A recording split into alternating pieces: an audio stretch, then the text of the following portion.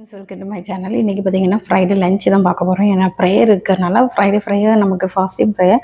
So நான் prayer attend பண்ணணும். 3 hours ப்ரேயரில் இருக்கிறனால ரைஸு நான் நேரத்தையே என்ன பண்ணிட்டேன், பிரேக்ஃபாஸ்ட் பண்ணி முடித்ததுக்கப்புறம் சாப்பிட்டுட்டு டக்குனு என்ன பண்ணியாச்சு, நம்ம வந்து லஞ்சுக்கும் ப்ரிப்பரேஷன் பண்ணியாச்சு. இப்போ பார்த்தீங்கன்னா சீனி அவரைக்காய்ன்னு சொல்லுவாங்க, சிலவங்க வந்து இதை கொத்தவரக்கான்னு சொல்கிறாங்க. நாங்கள் எங்கள் ஊரில் சொல்கிறது சீனி அவரைக்கான்னு சொல்லுவாங்க. கிளஸ்டர் பீன்ஸு, இந்த கிளஸ்டர் பீன்ஸ் வந்து என்னென்னா கொலஸ்ட்ரால் குறையும், வெயிட் லாஸ் ஆகும், அதுக்கப்புறம் சுகர் கண்ட்ரோல் ஆகும். மெயினாக சுகர் பேஷண்ட்க்கு இது சாப்பிட்லாம். ஸோ அதான் பார்த்தா வெயில் ரொம்ப அடிக்குது பார்த்தீங்களா, அதனால் நான் இதில் நல்லா க்ளீன் பண்ணிவிட்டு உப்பு மஞ்சள் பொடி போட்டு நான் வந்து நல்லா வேக வைக்கேன். ஒரு 10 to 15 மினிட்ஸ் வேக வச்சதுக்கப்புறம் நம்ம தயிரோடு சேர்த்து நம்ம வந்து வெளியே ஒரு 2 நாளைக்கு சன்லைட்டில் காய வச்சாலே போதும், நமக்கு நல்ல வத்தல் கிடச்சிரும்.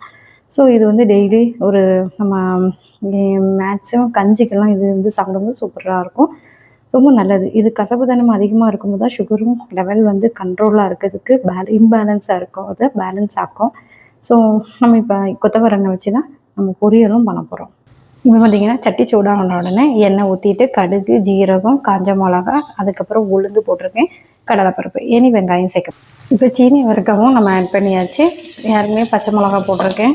எண்ணெயிலே இது வதங்கணும், கொஞ்சம் மஞ்சள் தூளும் போட்டிருக்கோம். எண்ணெயிலே இது வதங்கிட்டு இனி இதில் காரத்துக்கு வந்து சில்லி பவுடர் லைட்டாக ஒரு அரை ஸ்பூன் போட்டால் போதும். இனி இது தண்ணி லைட்டாக முங்குற அளவுக்கு, அதாவது தண்ணி தொளிச்சு நம்ம வந்து வேக வைக்க போகிறோம். ஏன்னா இது நல்லா வேகணும். ஆல்மோஸ்ட் இதுவும் பார்த்திங்கன்னா இப்போ நம்ம கலர் சேஞ்சஸ் ஆகிருக்கு பார்த்திங்களா, இதுதான் இந்த டைமில் தான் நம்ம என்ன பண்ண போகிறோம் அப்படின்னா வடிகட்டிட்டு இந்த தண்ணியை கூட நம்ம குடிக்கலாம், ரொம்ப நல்லது. தண்ணி தூரப்படாண்டா குடிச்சிக்கலாம். ஸோ இதை வந்து நான் என்ன பண்ண போகிறேன்னா, இந்த மோரில் கொஞ்சம் காரத்துக்கு வந்து இது சில்லி பவுடரும் மோரும் சேர்த்துட்டு, தயிர் இல்லாட்டா மோர், நான் லெமன் தான் சேர்க்குறேன், சேர்த்து நம்ம வந்து என்ன பண்ண போகிறோம், பிசைஞ்சு எடுத்து நம்ம வந்து காய வைக்க போகிறோம். இப்போ பார்த்திங்கன்னா இதுக்கும் தண்ணி தொளித்து நம்ம என்ன பண்ண போகிறோம், வேக வைக்க போகிறோம். இப்போ பார்த்திங்கன்னா மூடி வச்சு வேக வச்சாச்சு. ஸோ இப்போ பார்த்திங்கன்னா தண்ணி தொளித்து வேக வச்சுருக்கோம். இன்னும் ஒரு 5 நிமிஷம் வெந்ததுக்கப்புறம் நம்ம என்ன பண்ண போகிறோம்னா தேங்காய் சேர்க்க போகிறோம். ஸோ காலையிலேயே ப்ரேயர் இருக்கிறதுனால இப்போ மாவெல்லாம் சீக்கிரமாக அரைச்சிட்டு செடிக்கு இதில் தண்ணி ஊற்றணும், எல்லா வேலைகளும் குயிக்காக முடிச்சுட்டு நம்ம ப்ரேயரில் உட்காரணும். ஏன்னா ஒரு நாளாவது நல்ல ப்ரேயரில் இருந்தால் தான் நமக்கு மனதிருப்தியும் கிடைக்கும். இப்போ சீனி வரைக்கும் பார்த்திங்கன்னா ஆல்மோஸ்ட் வெந்தாச்சு. தண்ணியும் வற்றி எப்படி வருது பார்த்திங்களா.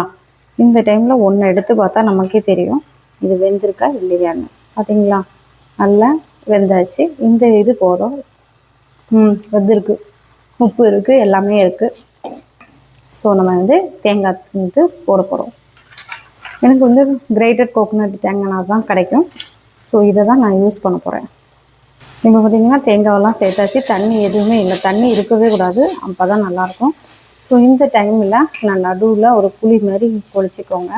இதில் ஒரு முட்டை போட்டுட்டு நம்ம வந்து காரத்துக்கு சில்லி பவுடர்லாம் போட்டு நம்ம வைக்க போகிறோம்.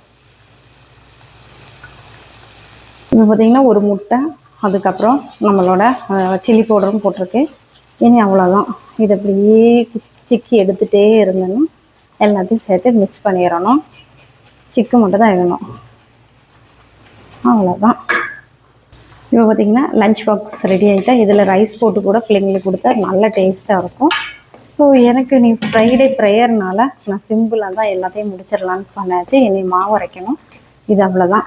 இனி ஒரு பாக்ஸில் ட்ரான்ஸ்ஃபர் பண்ணி வச்சுட்டா முடிஞ்சிச்சு. இனி இதையும் நம்ம இந்த ப்ராசஸும் பண்ணிட்டோன்னா வேலை முடிஞ்சுது. இப்போ பார்த்திங்கன்னா மாவு அரைச்சி வைக்கணும்ல. ஸோ அதனால் இப்போ பார்த்திங்கன்னா இது வந்து கருப்பு உளுந்தும் நம்மளோட ராஜாக்கள் மாத்திரம் சாப்பிட்டுட்டு இருந்த ரைஸுன்னு சொல்லுவாங்க. இது வந்து கருப்பு கவுனி அரிசி தான். ஆக்சுவலி எல்லோரும் சொல்கிறாங்க 8லேருந்து 9 மணிக்கு இல்லாட்டா 10 மணிக்கு மட்டும் ஊற வச்சா போதும். எனக்கு ஆனாலுமே ஊறலை. அதனால் நான் என்ன பண்ணேன்னா ஒரு நாள் ஃபுல்லாக, அதாவது மத்தியானம் 12 மணிக்கு வச்சேன். இப்போ தான் பார்த்திங்கன்னா எப்படியும் ஆல்மோஸ்ட் 16 ஹவர்ஸ் வந்து இதை ஊற வச்சுருக்கேன். இப்போ தான் நான் அரைக்க போகிறேன். இப்போ வந்து அரைச்சி எடுக்க போகிறேன். இதில் வந்து நான் வந்து என்ன போட்டேன்னா கொஞ்சோண்டு ஜவ்வரிசி, அதுக்கப்புறம் வெந்தயம், இவ்வளோ தான் போட்டு ஊற வச்சுருந்தேன். ஸோ இதை அரைக்கலாம். இப்போ பார்த்திங்கன்னா மாவும் அரைச்சாச்சு. உப்பு போட்டு நான் பிசைஞ்சு வைக்க, நம்ம வத்தலும் நம்ம வந்து வத்தப்பொடியும் போட்டு தயிரும் ஊற்றி நம்ம வந்து என்ன பண்ணியிருக்கோம், நல்லா பிசைஞ்சு வச்சுருக்கோம். எனக்கு வெயிலில் 2-3 நாளைக்கு 5 நாளைக்கு தொடர்ந்து காய வச்சோம்னா நல்ல ஒரு வத்தல் கிடைக்கும் நமக்கு. ஸோ நம்ம ப்ரேயருக்கும் நம்ம உட்காரதுக்கு ரெடி ஆகிட்டோம். சரி, ரூம் கொஞ்சம் பார்த்திங்கன்னா நேற்று நைட்டு தொடச்சி போட்டது, அப்புறமா புகை போட்டோன்னா கொஞ்சம் மனமாக இருக்கும் ரூமு. ப்ரேயரும் ஸ்டார்ட் 7:30 ஆச்சு. இன்னும் 5 மினிட்ஸ் தான் இருக்குது. செடிக்கும் தண்ணி ஊற்றிட்டு வந்துடலாமா, ஓடி போகலாம். இப்போ செடிக்கெல்லாம் தண்ணி ஊற்ற போகிறோம். பார்த்தீங்கன்னா நம்ம கேட்டு போட்டது வந்து கவுந்துச்சு, அதை எடுத்து நேராக வைக்க போகிறோம். இனி செடி தண்ணி ஊற்றிட்டு ப்ரேயருக்கு உட்கார போகிறோம். பாய் பாய். இதுமாரி வேறு நல்ல வீடியோஸோடு உங்களை வந்து பார்க்க வரேன். பாய்.